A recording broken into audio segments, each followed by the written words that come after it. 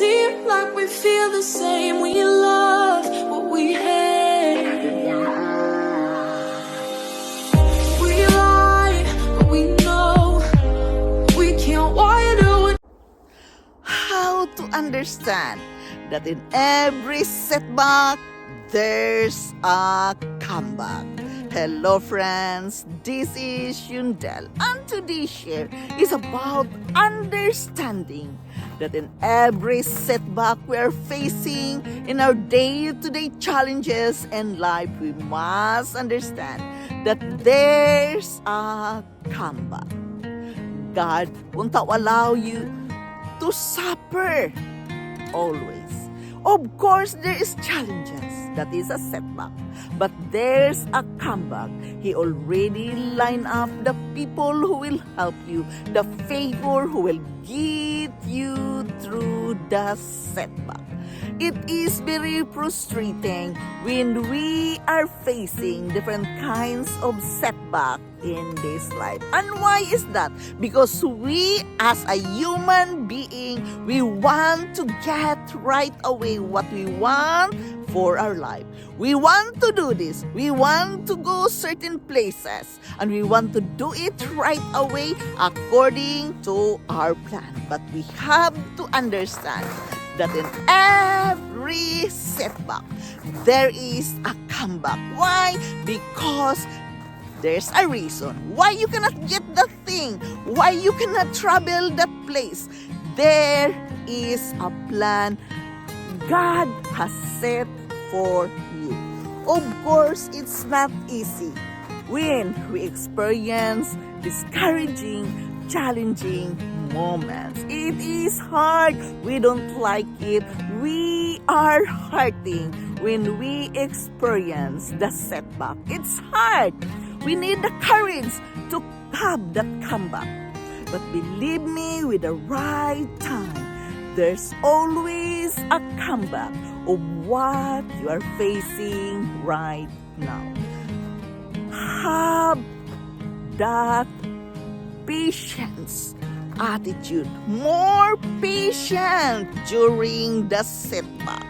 Because it says in the scripture, we must practice more patience and we must be prayerful always. When we can use this tool to be more powerful always, it really helps us to see the positive thing when we are in a setback.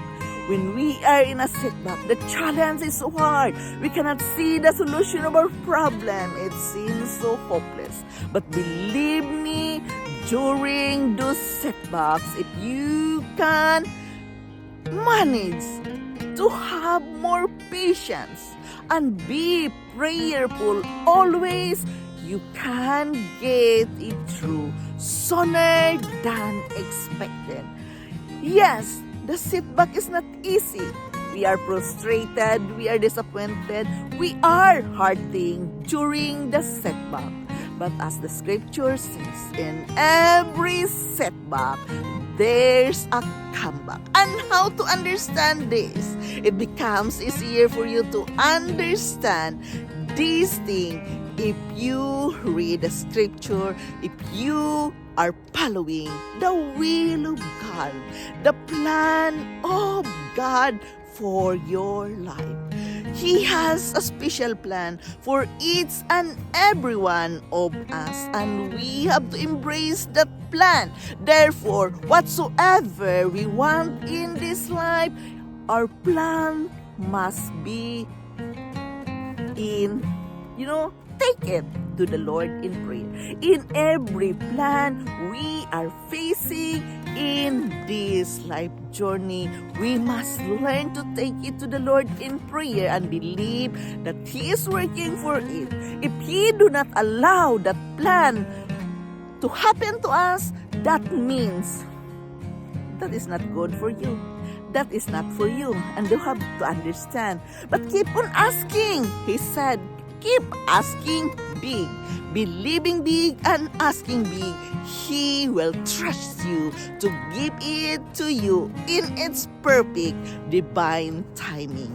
to understand that there's a comeback in every setback. We must have that godly wisdom.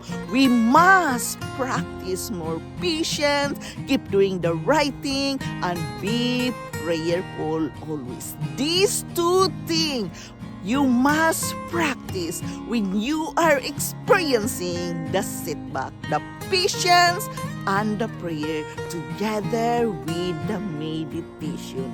Understand this, that it is not your time yet. Understand that your time will come in its perfect divine timing.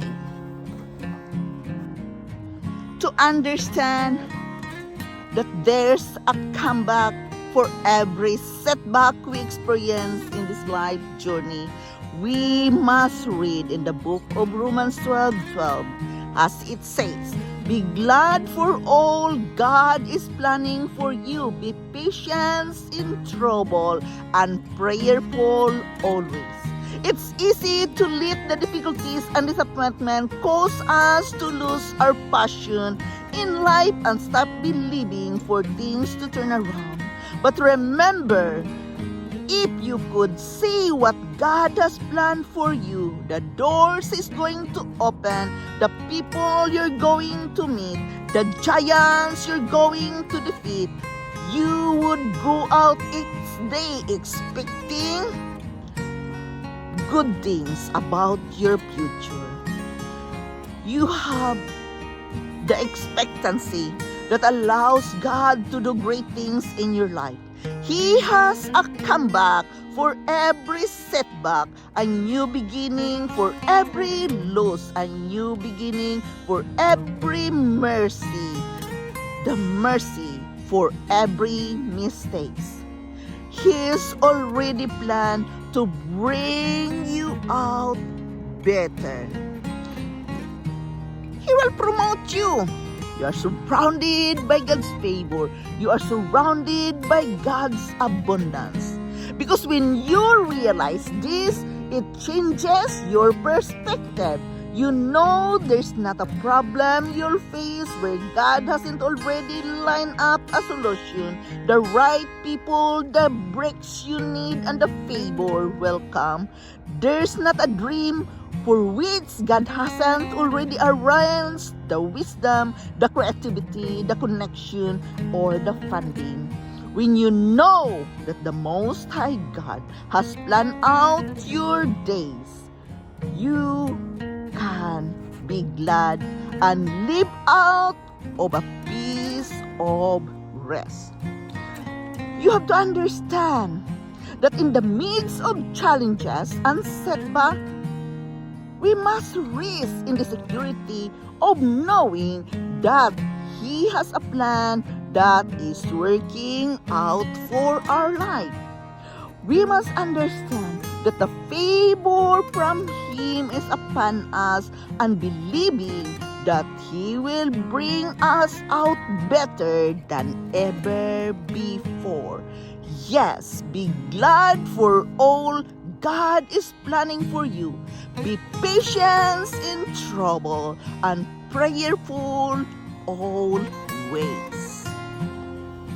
To understand that for every setback, there's a comeback in our life. To understand this again, we must have that godly relationship with Him.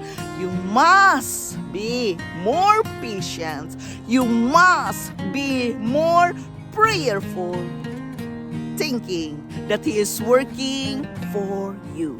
And rest at peace. It says in the scripture that we must learn to rest at peace. When you are peaceful with yourself, when you trust Him, when you feel safe and secure, even you are in a setback, that means you trust Him and He will go out on your way to go to work for your behalf.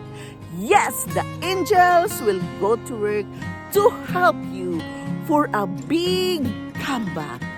when you are resting in peace. Rest in peace. Don't fight your troubles. Don't fight the problems, because God is in control. As it says in the scripture, we must have more patience and we must be prayerful always. That is the key of understanding that in every setback, there's a comeback. This is Yuntel. Thank you for listening. Thank you for dropping here in my channel. I am very grateful to each and every one of you. I love you all and bye-bye. Like we feel the same, we love what we have.